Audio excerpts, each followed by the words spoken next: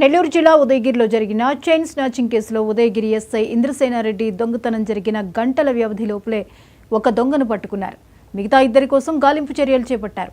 ఉదయగిరి నుండి హైదరాబాద్ వెళ్లే బస్సులో దాసరపల్లి వద్ద తప్పించుకున్న దొంగలు మూసాయిపేట బీసీ కాలనీ వద్ద బస్సు ఎక్కడం గమనించిన ప్రయాణికులు పోలీసులకు సమాచారం అందించారు.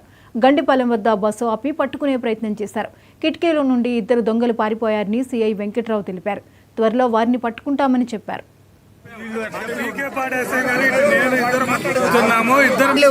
అవన్నీ చూద్దాంలే, ముందు పట్టు ఎత్తేసుకోండి.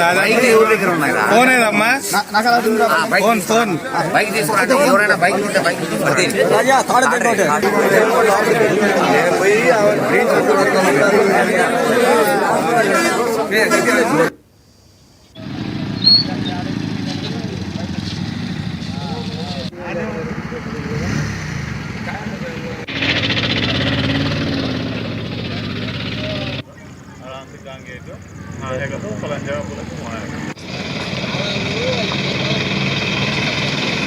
చెప్పింది మీరు ఎక్కి ఫాలో కండి, మేము వెనక వస్తాం అని చెప్పి పీకే పాడేసే కానీ నేను ఇద్దరు కూర్చున్నాము. ఇద్దరు అవన్నీ చూద్దాంలే, ముందు పట్టు ఎత్తేసుకోండి.